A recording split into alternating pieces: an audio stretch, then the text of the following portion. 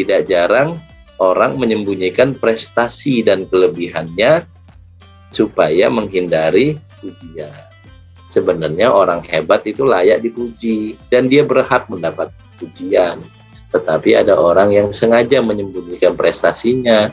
Dia pinter, tapi nggak menampakkan kepinteran. Tiap kali ada yang diskusi, dia mendengarkan, bukan langsung ngerobot menjawab. Walaupun dia tahu jawabannya, dia merasa orang lain saja yang menjawab. Dia memiliki kekayaan, tetapi tidak diposting berlebihan di medsosnya. Emang ada yang begitu? Ada kali Pak ya, cuma saya nggak tahu ya. Ada nggak sih orang yang dikit-dikit posting apa yang dimakan, apa yang dikendarai, tempat mana yang dia kunjungi, sehingga teman-temannya tahu, hebat banget jalan-jalan mulu. Hebat pagi-pagi ada di Jakarta, sore sudah sampai Cirebon. Besok di Jakarta lagi, besok udah sampai Cirebon lagi. Oh ternyata dia supir, supir truk. Nah, banyak orang yang sebenarnya hebat sekali, tapi tidak menampakkan itu. Alami saja. Tapi ada lagi yang lebih hebat. Dia berusaha menutupi kehebatannya supaya tidak sombong. Pinter banget, tapi orang lihatnya biasa aja. Tahu dari mana kalau dia pinter? Saat duduk bersama orang pinter yang lain. Saat dia bersama dengan orang pinter orang yang lain itu kemudian mencatat, mendengarkan. Kita kaget loh. Kirain orang biasa. Ternyata ketika kumpul orang pada kagum sama dia. Nah, yang kadang-kadang seperti itu. Dan jumlahnya banyak. Masa sih Pak banyak? Banyak. Kalau dalam circle saya banyak yang seperti itu. Bapak juga pasti punya orang-orang yang menurut Bapak itu sebenarnya kaya banget loh, tapi kok kelihatan sederhana dan cenderung nggak pernah memposting apapun. Itu bagian dari sifat tawadu. Nah, sifat tawadu adalah terkadang dia menyembunyikan prestasi, kehebatan dirinya, dan seterusnya supaya tidak sombong. Dia tahu sombong itu nggak menyenangkan. Selanjutnya, menghargai orang lain yang berbeda, beda pilihan, beda pendapat, sebab dia tahu bahwa orang lain berhak memiliki pendapat sebagaimana dirinya berhak memiliki pendapat. Saya memiliki pendapat ini dan saya ingin dihargai, maka orang lain boleh memiliki pendapatnya sendiri dan dia berhak untuk dihargai. Gak memaksakan, karena kalau orang memaksakan tuh kayak gini, pendapat yang benar ini pendapatnya, pendapat yang lain salah, itu takabur Pak. Dia tahu bahwa kebenaran itu milik Tuhan dan dia hanya memikirkan apa yang bisa dia pikirkan. Orang lain mungkin bisa menemukan kebenaran yang berbeda dengan dirinya. Nah, orang tawadu itu akan menghargai orang lain. Maka lagi-lagi buat kita bersama ini, kalau ngelihat ada perbedaan tuh kita senyum atau kita merengut. Ya begitu sih. Oh dia, nah kayak gitu tuh pilihan ternyata. Dan ketika kita mengetahui bahwa kita tidak terlalu pintar, tidak terlalu hebat, orang lain mungkin lebih pintar, lebih hebat, maka ketika melihat perbedaan dia akan lebih bisa menerima itu, lebih bisa berbahagia dengan perbedaan. Walaupun menurut saya yang benar ini, yang harus dilakukan ini gitu. Tetapi kita tahu bahwa ya mungkin dia punya pemikiran lain yang lebih hebat, yang lebih benar, sehingga kemudian dia memiliki perbedaan pendapat sebagaimana pendapat saya. Itu kira-kira. Baik, itu beberapa pengantar saja. Masuklah kita kepada ayat dari tawadu ini ya. Yang pertama, waqfid janahaka limanittaba'aka minal mu'minin. Wahai Muhammad, rendahkanlah sayapmu kepada orang-orang yang mengikutimu dari orang yang beriman.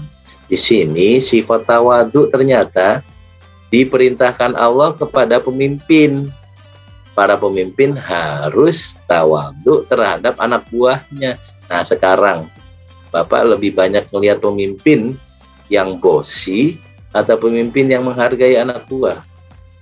Inilah fungsinya ayat datang untuk mengingatkan bahwa ternyata ya kita memimpin pasti lebih hebat, kita ditunjuk sebagai pemimpin, pasti lebih pintar, lebih kompeten, lebih berkualitas, dan seterusnya. Tetapi Al-Quran menyatakan rendahkanlah sayapmu terhadap orang beriman yang menjadi pengikutmu. Kebayang bahwa bapak ini pemimpin, lalu punya supir, kadang-kadang ya supirnya bukain pintu, kadang-kadang ya bapak buka pintu sendiri, mobilnya maksudnya ya. Ibu juga demikian, ibu punya asisten, kadang-kadang ibu minta tolong, kadang-kadang ibu kerjakan sendiri, dan ketika meminta tolong, kita menggunakan bahasa yang santun, kita tahu bahwa dia memang pengikut kita, anak buah kita. Tapi Al-Quran menyuruh seperti itu. Bapak Ibu sekalian, kalau tawaduknya pada bos, itu bukan tawaduk. Itu memang keharusan, namanya juga anak buah. Masa mau songong? Tetapi bos tawaduk pada pemimpin, ini yang keren.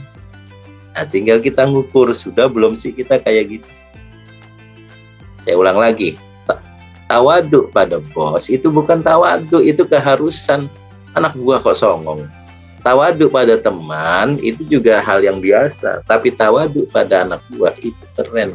Al-Quran mengajarkan kita untuk tawaduk pada anak buah, pada pembantu kita, asisten kita. Nah, saya yakin Bapak dan Ibu punya pengalaman, ada orang-orang yang menghargai orang lain, asistennya, pembantunya dengan sangat baik. Lalu kita yang memuji, dia orangnya baik, sama pembantunya aja baik. Kalau dia bisa baik dengan pembantunya, pasti dia baik dengan koleganya.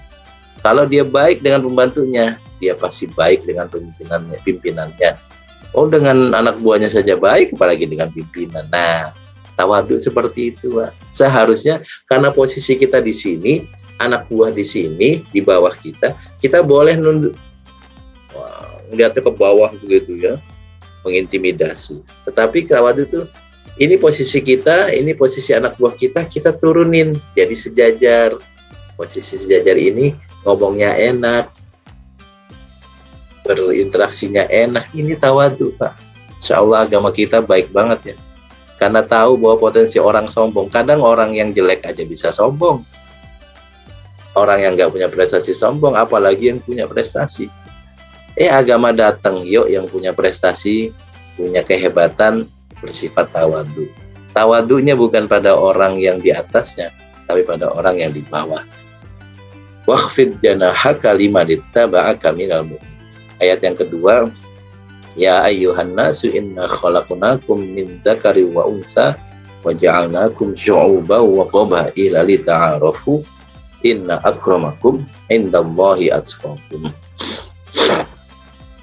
Wahai manusia, semuanya nih yang beriman atau tidak, kami telah ciptakan kalian laki dan perempuan. Nah, penciptaan laki perempuan itu takdir Tuhan, bukan kita yang milih. Jadi laki-laki nggak boleh sombong pada perempuan, perempuan nggak boleh sombong pada laki-laki. Perempuan dan laki-laki sejajar di mata Tuhan, sama. Yang membedakan ketakwaan. Ketakwaan itu di aktivitas kita, perbuatan kita. Kalau orang bertakwa, dia mulia tanpa melihat kelaminnya. Kira-kira begitu. Maka jangan gara-gara saya laki-laki, saya bisa. Nah, atau saya perempuan, saya bisa. Tidak seperti itu. Laki dan perempuan sama. Wa ja'alnakum syu'uban wa qabaila lita'arafu. Kami jadikan kalian berbeda-beda bangsa. Ada bangsa Indonesia, ada bangsa Arab, ada bangsa Eropa. Saya nggak tahu, kayaknya sih masih ada stereotip, Pak. Stereotip itu artinya ya mungkin orang Eropa, orang ras Arya tidak menghargai ras yang lain, atau ras Arab tidak menghargai. Kalau dulu kita sudah diceritakan Al-Quran betapa Bani Israel itu merasa lebih tinggi daripada ras yang lain. Sekarang kayaknya ada ya, kayaknya ada gitu. Dan nampak pada kita. Waqobailah suku juga sama. Suku ada suku Jawa, Sunda, Madura, Aceh, Bugis, dan seterusnya suku banyak. Di Indonesia ada suku-suku lain. Nah, tinggal apakah karena saya berasal dari suku ini saya merasa lebih hebat? Nah, yang bagus adalah suku. Semuanya sama.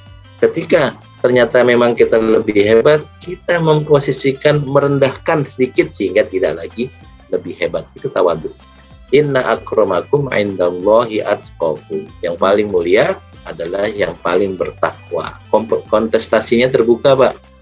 Mau orang Arab, mau orang Jawa, mau orang Eropa, orang Amerika, orang Papua, orang Medan, semuanya bisa mulia, lebih mulia daripada yang lain tergantung takwanya. Bukan karena rasnya. Bukan karena rasnya, hati-hati ini. Yang mungkin sekarang muncul adalah, saya keturunan ini kok. Lalu kemudian merasa dia lebih mulia, orang lain harus cium tangan. Yang itu nggak boleh ternyata. Oke, lanjut ya, ayat yang ketiga. Fala tuzakku anfusakum wa a'lamu bimanit. Tidak perlu menganggap suci diri kita. Tidak perlu menganggap kita lebih hebat. Huwa a'lamu bimanit. Allah yang maha mengetahui siapa yang bertakwa dan yang tidak bertakwa. Bapak Ibu sekalian, saya ingin sampaikan begini. Tawadu itu alami, Bapak Ibu. Tawadu itu alami, nggak bisa dibuat-buat. Bapak nanti lihat ada orang yang tawadunya dibuat-buat, itu kelihatan. Malah kita nggak menghormati, dibuat-buat. Alami saja. Dia menyapa orang, itu alami, udah bawaan lahir. Kalau dibuat-buat kadang-kadang malah kelihatan gimana gitu ya. Apa bahasanya? Pencitraan lah. Kalau alami itu enak, yang nggak berat, memang jadi sifat dasarnya dia. Baik pada orang lain, menghargai orang lain. Tapi kalau dasarnya dia sombong, saya begini, bapak saya begini, nenek moyang saya begini, saya keturunan ini. Lalu pura-pura tawadu, itu kelihatan, Pak.